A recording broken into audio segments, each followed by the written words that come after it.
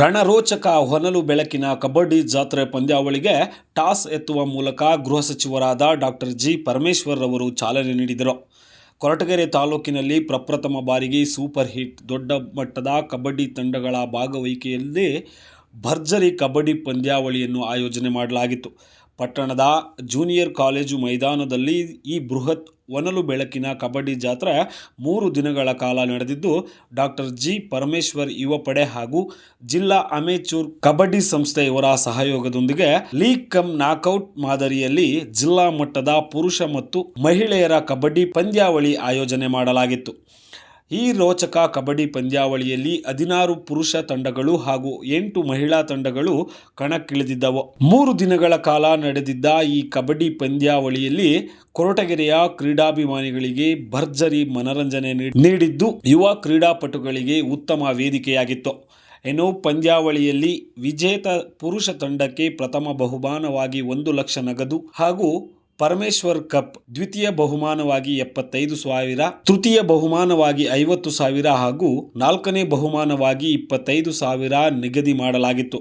ಇನ್ನು ಮಹಿಳಾ ತಂಡಗಳಿಗೆ ಪ್ರಥಮ ಬಹುಮಾನವಾಗಿ 40,000 ನಗದು ಹಾಗೂ ಪರಮೇಶ್ವರ್ ಕಪ್, ದ್ವಿತೀಯ ಬಹುಮಾನ 30,000, ತೃತೀಯ ಬಹುಮಾನ 20,000 ಹಾಗೂ 4ನೇ ಬಹುಮಾನ 10,000 ನೀಡಲಾಯಿತು. ಗೃಹ ಸಚಿವರಾದ ಡಾಕ್ಟರ್ ಜಿ ಪರಮೇಶ್ವರ್ ಅವರಿಂದ ಕ್ಷೇತ್ರದ ಯುವಕರು ಮತ್ತು ಮಹಿಳಾ ಕ್ರೀಡಾಪಟುಗಳಿಗೆ ಉತ್ತೇಜನ ನೀಡುವ ಉದ್ದೇಶದಿಂದ ಆಯೋಜಿಸುತ್ತಿರುವ ಈ ಬೃಹತ್ ಕಬಡ್ಡಿ ಜಾತ್ರೆಗೆ ಸಾರ್ವಜನಿಕರಿಂದ ಭಾರಿ ಮೆಚ್ಚುಗೆ ವ್ಯಕ್ತವಾಗಿದೆ. ನಡುವಿನ ನೇರ ಹನ್ನಾಡಿಗೆ ಈ ಪಂದ್ಯಕ್ಕೆ ಸಾಕ್ಷಿ ಆಗ್ತಾ ಇದ್ದಾರೆ ನಮ್ಮ ಗೃಹ ಸಚಿವರಾದಂತಹ ಡಾಕ್ಟರ್ ಜಿ ಪರಮೇಶ್ವರ್ ಅವರು. ನಮ್ಮೆಲ್ಲ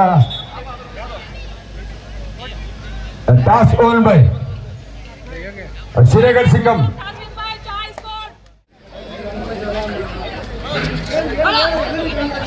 ಹೇಳದ. ದಯವಿಟ್ಟು ವೇದಿಕೆಯ ಮೇಲೆ ನಿಂತಿರ್ತಕ್ಕಂಥ ಗಣ್ಯರು,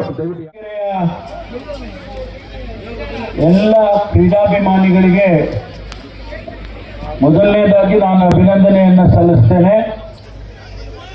ಇವತ್ತು ಕೊರಟಗೆರೆಯಲ್ಲಿ 2026ರ ಕಬಡ್ಡಿ ಪಂದ್ಯಾವಳಿಯನ್ನು ಆಯೋಜನೆ ಮಾಡಿದ್ದಾರೆ. ಅದಕ್ಕೆ ಪರಮೇಶ್ವರ್ ಕಪ್ ಅಂತ ಹೆಸರಿಟ್ಬಿಟ್ಟಿದ್ದಾರೆ.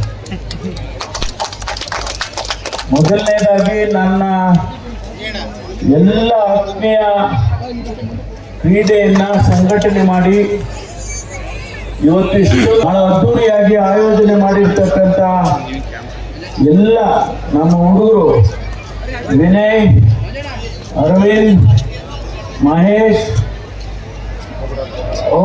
ಅಮರು, ಎಲ್ಲ ಯುವಕ ಸ್ನೇಹಿತರು ಈ ಒಂದು ಪಂದ್ಯಾವಳಿಯನ್ನ ಇಷ್ಟೊಂದು ವಿಜೃಂಭಣೆಯಿಂದ ಆಯೋಜನೆ ಮಾಡಿದ್ದಾರೆ.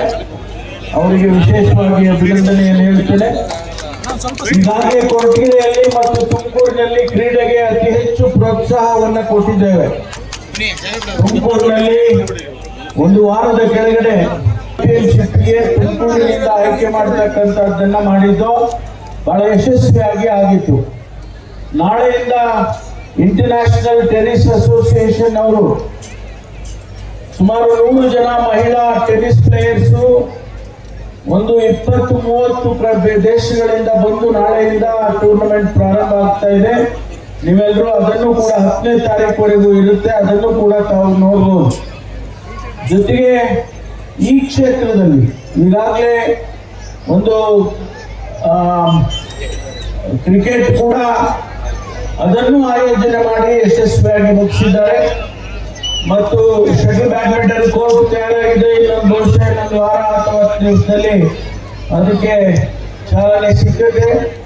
ಜೊತೆಗೆ ಒಂದು 3.5 ಕೋಟಿ ರೂಪಾಯಿ ಖರ್ಚು ಮಾಡಿ ಇಲ್ಲಿ ಒಂದು ಕ್ರೀಡಾಂಗಣ ಬಹಳ ಅದ್ದೂರಿಯಾಗಿ ಆಗಬೇಕು ಅಂತ ಹೇಳಿ ಅದನ್ನು ಕೂಡ ಈಗಾಗಲೇ ಅಡಿಯಲ್ಲಿ ಹಾಕಿದ್ದೇವೆ. ಅದು ಕೂಡ ಪ್ರಾರಂಭ ಆಗುತ್ತೆ.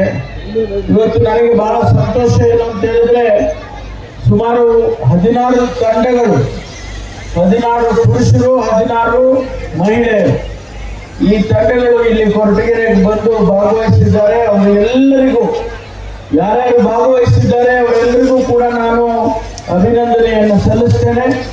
ಕೊರಟಗೆರೆ ಯಾವತ್ತು ಕ್ರೀಡೆಗೆ ಬಹಳ ಪ್ರೋತ್ಸಾಹವನ್ನು ಕೊಡ್ತಕ್ಕಂಥ ತಾಲೂಕು. ಆದ್ರಿಂದ ಇಲ್ಲಿ ಇನ್ನೂ ಹೆಚ್ಚೆಚ್ಚು ಕ್ರೀಡಾಪಟುಗಳು ಉತ್ಪತ್ತಿ ಆಗಬೇಕು, ಇನ್ನೂ ಹೆಚ್ಚು ಕ್ರೀಡೆಗೆ ಪ್ರೋತ್ಸಾಹವನ್ನು ನಾನು ಕೊಡ್ತೇನೆ ಅಂತ ಹೇಳಿ ನಾನು ಈ ಸಂದರ್ಭದಲ್ಲಿ ಹೇಳಲು ಬಯಸ್ತೇನೆ.